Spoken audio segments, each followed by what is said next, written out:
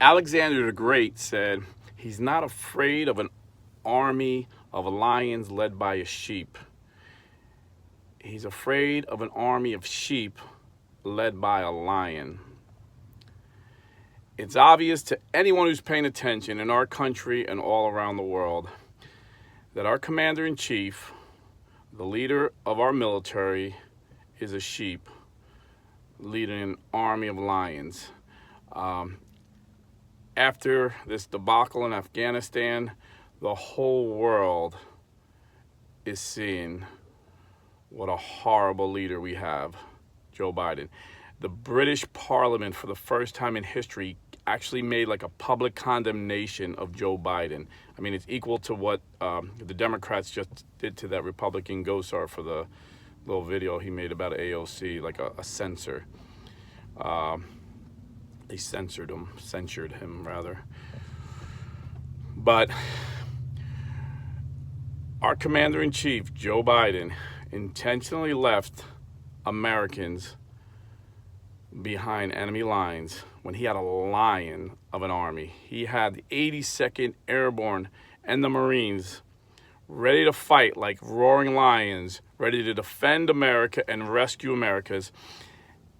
And this sheep of a president made them stay on the base, where they literally got in arguments with French, British, and Australia's special forces, because those guys went out and rescued their people, while Americans were forced to stay on the base. He humiliated us. He made us look so weak, and Americans died because of it. You know, I had a real warrior on. If you didn't see it, you really need to watch the video. Dale Comstock. Actually, Dr. Dale Comstock. He has a PhD. Dale wasn't there. He's retired. He's like 58 years old. He wasn't there to see what our military had to go through. But he's been in that same situation before, where him and his Spartan brothers were ready to fight, and our sheepish politicians pulled them back. He expressed the anger that many military personnel I talked to and many of us veterans feel. He said on my podcast, he said, if General Milley was right here, I would punch him in the face. This is how angry these men are. So he's not only blaming our sheep president, but the sheep leaders he put in charge of these lions. He said, you know, it's the sergeants and the NCOs in the military that run things. You know, these officers, they get the high pay, they get the respect, you know, they get the medals and the tabs, but they basically sit behind a desk and they don't put their lives at risk anymore. He was actually, Dale Comstock was actually one of the Delta Force operators at Black Hawk Down, the movie Black Hawk Down. If you watch the movie, you'll see like the Rangers. There's a lot of Rangers, but then you'll see like the few of these guys that are, you could tell they're more professional. They're kind of leading things.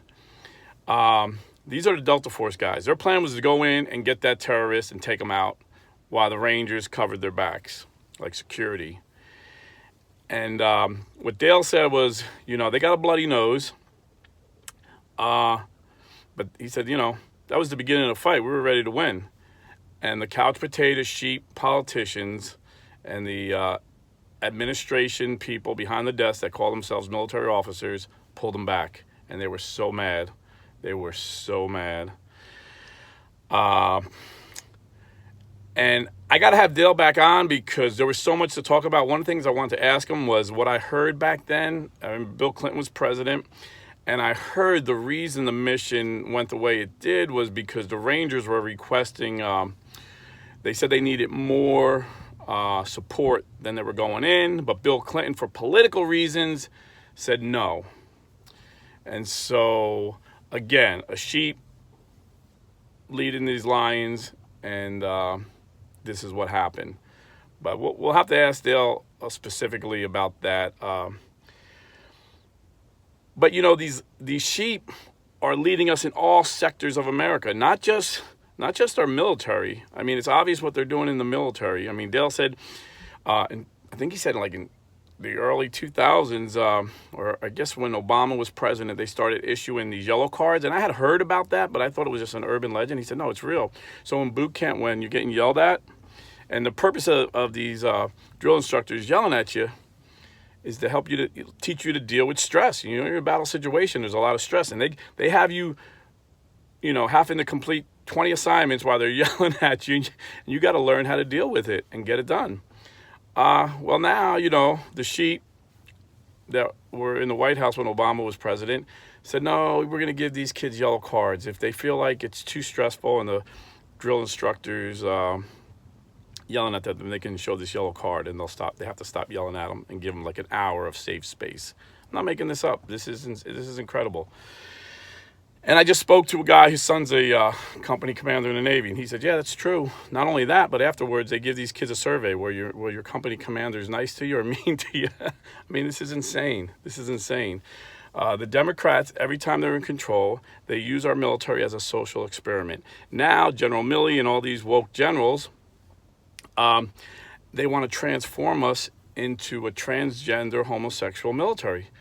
And you know, they're more concerned about being politically correct and woke than they are about teaching our men how to kill and blow things up. The two things the military needs to do well.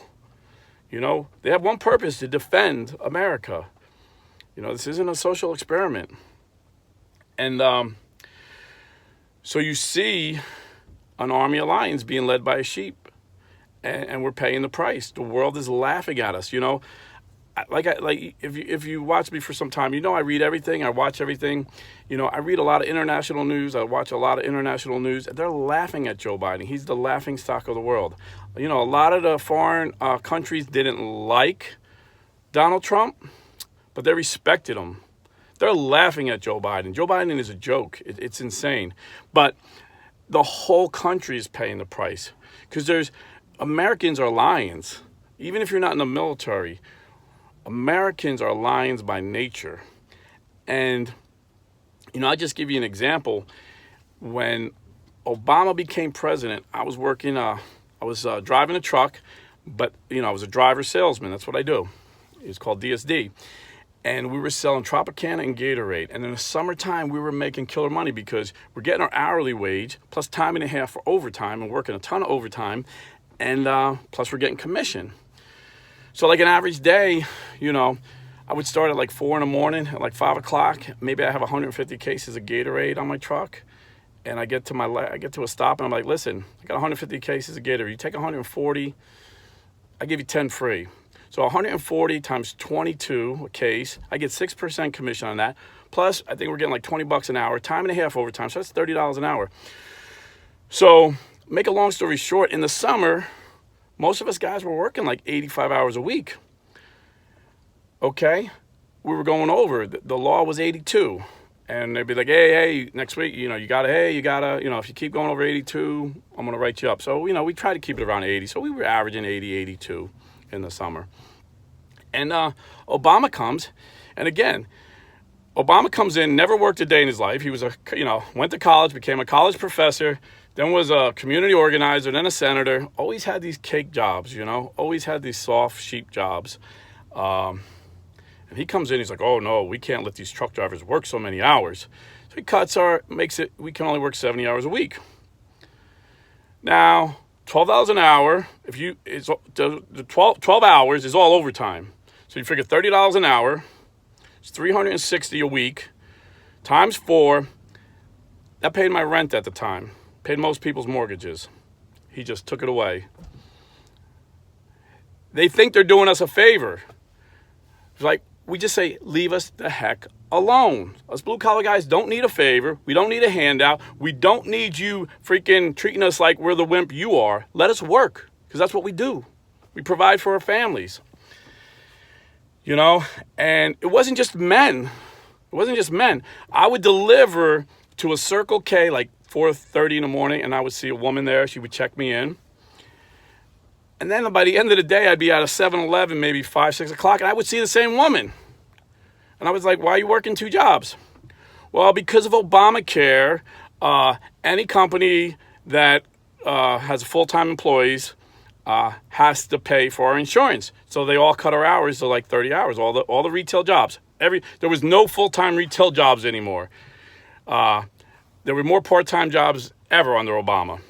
Thankfully, Trump changed that, but so these girls were lions. They were working, like from 4 to 4 in the morning, at one store to maybe noon, and then they would have to go to another store. I mean, this is again, and this was Obama, thought he was doing us working people a favor because these guys are so out of touch. They had such easy, privileged lives. They don't know what it's like to work for money. And they're soft, they're sheep, and they're leading line, so they're destroying us. And take it all the way to today. We have a supply chain problem, okay? So who does Biden put in charge of transportation, the supply chain? This young sheep mayor, who's a failed mayor in every sense of the word. He wouldn't have gotten reelected. He was a small town mayor. Puts him in charge of the United States of America Transportation Department. This is a huge job. So you would think this guy, okay, this is on-the-job training. I'm not qualified. You think he would be putting in 85 hours a week. No. His husband and him adopt a baby or 2 babies. So he takes 2.5 months maternity leave. Who does that? I've had 5 kids. I've never taken off more than a week. Not because I don't love my wife or love the kids, but because that's what men do. We work. 2 months? Paternity leave or maternity leave, whatever the heck you call it, for a woman, she's been through a lot of trauma. Having a baby is major trauma on a woman's body. And if they have a C-section, it's even worse. So they need time to recover if they're working. But why does the man need time? This is ridiculous. This is just these privileged, liberal elite, wealthy people in America that are so out of touch with the average American. So of course our supply chains are wrecked. The guy in charge is a sheep. The truck drivers are lions. The problem is that we don't have enough trucks going out there. Well, get rid of this 82-hour regulation, and you'll have truck drivers out there. You got to be 21 to be a truck driver. Lower it to 18. You'll have more truck drivers available. If Donald Trump was president, he would see this problem, and I'm sure he would cut regulation because he cut more regulations than any president ever. That was one of the reasons we had the greatest economy in 50 years. That was one of the reasons blue-collar wages rose more than ever in the history of blue-collar people. Our wages, on average, rose like 9%. For 30 years, they were stagnant with inflation. But inflation's another problem. It all stems from oil, okay? When Trump was president, we became energy independent for the first time ever. You ask, Biden comes in like a sheep, leading sheep, because, this country's split 50-50. So it's all about getting your base out to vote. Not too many people are going to change their mind. So Biden and the Democrats control their base by fear. So fear of climate change. I mean, AOC and Biden and Obama, they know it's just, it's not as dire as they make it out to be. Otherwise, Obama wouldn't have built a $12 million home on the beach if he really believed what he's preaching. Otherwise, they wouldn't drive Lear jets all over the place and limousines like they do. They don't believe what they're saying. But their young people like Beto O'Rourke and AOC believe it. They both said we got 12 years. If we don't get off fossil fuels, it's the end of the world. Like they think it's like literally the end of the world because, this is what they've been taught in school, And I guess they didn't see the inconvenient truth with Al Gore. I think it was in 2006 he made this movie, and he said, if we don't get off fossil fuel, he said then in 12 years, Florida would be underground. Hey, I'm in Florida. We're not underwater. Just for the record, we're in Florida. We're not underwater. And he said polar bears would be extinct. Right now, there's more polar bears ever in recorded history. So he was wrong about that, too. Everything he said in that movie was wrong. But they're still preaching the same gospel because that's their gospel. Most of these people are atheists. So their God is government and their religion is socialism, communism, same thing. Even the greatest communists, Stalin and them, said socialism was just a bridge to socialism was the bridge to get you to communism. So when we say it's the same, that's what we mean. So, you know, we got rid of being energy independent. Now we're dependent on OPEC because the first thing Biden did was cut the pipeline. He's been, like, on day one, he started killing jobs. And everyone says, oh, well, they were Canadian jobs. Well, yeah, the pipeline starts in Canada, but was going to go all the way to Texas. So, yeah, it was 10,000 Canadian jobs, but we had about 50,000 American jobs lined up. I know people that were heading over there. And their future, $100,000 a year job, just like that, he got rid of. But if he really cared about, if it was really about climate control and not placating his base of fearful little sheep, he wouldn't have done that, because it's worse for the environment, all the trucks blowing diesel fuel from Canada to Texas. They're not going to stop pumping fuel in Canada. We're just going to buy it with trucks and export it with trucks down to America. So it's worse for the environment. And if he really thought pipelines were bad, why did he approve Russia's pipeline in Europe? So it's all bull. They just want to placate their base of fearful little sheep, when half of the country is lions. And we want to work hard, and we're not afraid of climate control because Donald Trump proved it. Record clean water, record cleanest air, cleanest water the last 2 years of Trump's presidency, and we were energy independent. We used to pump, under Trump, we pumped 2 million barrels of oil a day from Alaska. Now Biden limited it to 200,000. And he's begging OPEC and Russia to produce more oil for us. I have a friend, he was on an oil field in South Dakota or North Dakota. He said he lost his job because Biden is not going to renew any of the federal leases for pumping oil. So no oil, expensive gas, it raises everything. I drive a truck. My company is a small company, but we have hundreds of trucks. Every day I got to fuel up my truck. I see the price a lot higher. So we're going to pass it on in what we sell. I mean, it's just common sense. And things are made from oil. Plastics are made from oil. Oil's everything. Oil's the lifeblood of our economy. So it's very easy to get this inflation down. I mean, and then spend the money, of course, the way they keep borrowing money to spend money to give us things that we are not asking for.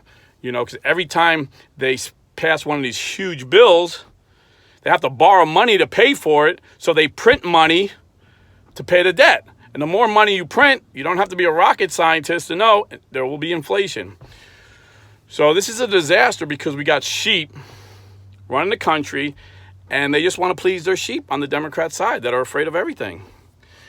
And so you've seen this when they asked Secretary Granholm, she's the head of the Secretary of Energy. Well, what's your plan? I mean, out here in the real world, if there's something going wrong, you got to have a plan. If business is failing, like if I'm not making my sales plan, my boss will call me in the office and says, what's your plan to make plan? And if I don't have a plan, he'll work with me and help me come up with a plan. In their world, it just blows my mind. They asked, a reporter said, what's your plan to bring oil prices down, energy prices down? And Granholm laughed. She's like, I don't have a magic wand. And I recalled Obama saying that when they asked him if Trump says he's going to bring manufacturing jobs back. He's like, oh, what's he got, a magic wand? Well, Trump did have a magic wand. It was called lowering the tax rate for corporations so they would come from other countries back to here. And that's what they did. Trump created 600,000 manufacturing jobs because he knew Americans were lions and they would go to work in factories. So we just, on every area, energy, jobs, the Secretary of State, this is another, I mean, my God, this guy is the biggest sheep I've ever seen. These guys are so soft, so weak. Biden is weak, and he surrounded himself with weak people. So we're a country of lions being led by sheep. This is why it's such a disaster. But there's hope because people are seeing it. People are seeing it. And I predict a rout in 22. The Republicans will rout the Democrats, and we can stop this Biden agenda for the following 2 years, and then we get a Republican in the White House, and we make America great again. But as Christians, as Christians, we have a greater hope. Because our hope is not in man. I mean, God has given us the gift as Americans to live in a free country, and we need to cherish that gift, and we need to protect that gift, and we need to be willing to die for that gift of freedom. But our ultimate hope is in Jesus Christ. And you know, in life, in the world we live, this flesh, we need to be lions fighting for our families and fighting for our country. But in the kingdom of God, we're led by a lion. Jesus Christ is the Lion of Judah, the Bible said. He's a lion. And in the kingdom of God, we need to be sheep and follow him, because he will lead us in the battle. He will lead us in the victory. We know how it ends. Saint Michael the Archangel cast Satan out of heaven, and then that last day, he will defeat Satan again, and we'll spend eternity with Jesus Christ. So if you don't have that hope, you need to seek God. Ask him to show you how to have that hope, because that hope is real. And, you know, I got a video this weekend about the true religion. You know, some things in life are true. Some things are false. 1 + 1 will always equal 2. And God created a true religion. And I'm going to explain to you what it is this weekend. So please tune in. And in the meantime, if you're buying or selling real estate, go to realestateforlife.org and tell them Blue Collar Catholic sent you. God bless and stay Catholic.